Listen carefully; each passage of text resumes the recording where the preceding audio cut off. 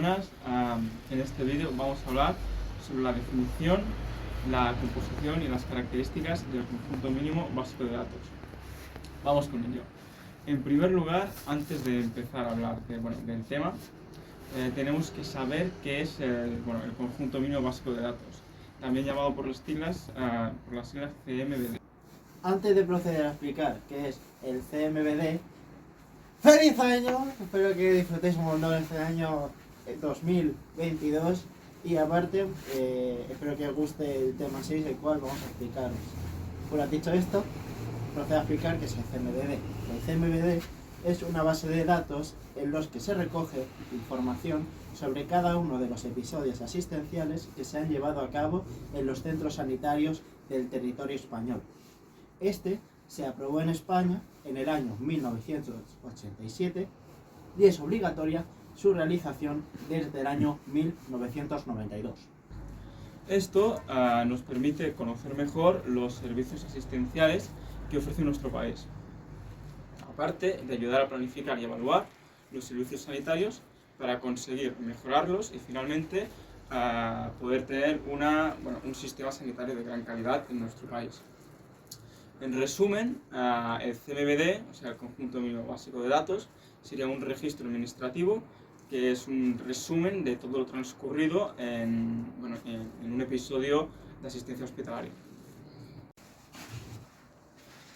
Cada comunidad autónoma tiene su propio CMBD, en el que se recoge toda la información referida a los procesos asistenciales transcurridos en la misma. Estos datos son recogidos en los centros sanitarios de la comunidad autónoma. Luego, los centros los remiten a los servicios centrales para que sean analizados correctamente. Cabe destacar que actualmente el CMBD, conjunto mínimo básico de datos, se lleva a cabo en formato digital. Esto ha ido cambiando con el paso de los años, ¿vale? Se ha ido actualizando y el hecho de que se lleve a cabo en formato digital hace más fácil y efectiva la explotación de los datos que nos proporciona. Una vez ya hemos definido el CMBD, que sería el punto 1.1, vamos a pasar a hablar de su composición, que sería el punto 1.2. Cabe destacar que el contenido primario del CMBD, conjunto mínimo básico de datos, fue instaurado en el año 1987 y desde entonces se ha ido ampliando hasta la actualidad. También es importante mencionar que estos datos se recogen de diferentes fuentes, como pueden ser el FIB, que anteriormente ya expliquemos en el tema anterior, que es el fichero índice de pacientes, el informe de alta, el orden de ingreso y la ficha de alta. Los datos recabados para su elaboración se pueden definir en tres grandes grupos, que explicaremos ahora mismo. Uno de ellos sería los datos administrativos identificativos del paciente, como pueden ser el código IP, el código de identificación personal, el código de identificación del centro, entre otros. Los otros dos grupos serían, en primer lugar, los datos administrativos identificativos del episodio, que estos serían, por poner algún ejemplo, régimen de financiación, la fecha y hora de inicio del contacto y la fecha y hora del orden de ingreso, entre muchos otros. Y también estaría el grupo de los datos clínicos del episodio, que serían, por ejemplo, el diagnóstico principal, los marcadores POA y los diagnósticos secundarios, entre muchos otros. Es de vital importancia asegurarse de mantener actualizados los datos identificativos del paciente, de complementar correctamente las variables del episodio asistencial y de indizar y codificar correctamente la información clínica importante.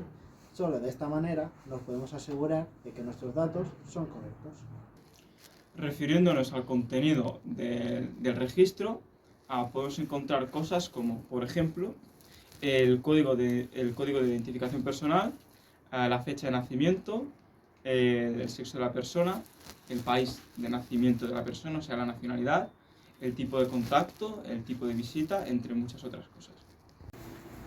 Una vez dicho esto, para finalizar el apartado de contenido del CMBD, cabe mencionar los tipos de contacto en función de la modalidad asistencial, los cuales son hospitalización, hospitalización a domicilio, hospital de día médico, cirugía ambulatoria, procedimiento ambulatorio de especial complejidad y urgencias.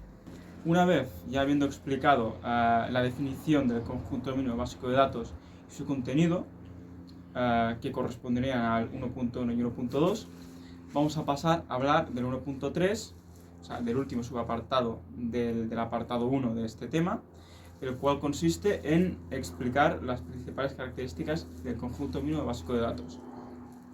Como ya hemos explicado anteriormente, el conjunto mínimo básico de datos es un instrumento de vital importancia para poder garantizar la calidad de la asistencia sanitaria en nuestro país, y es por eso que nos tenemos que asegurar de que los datos que nos proporciona sean fiables.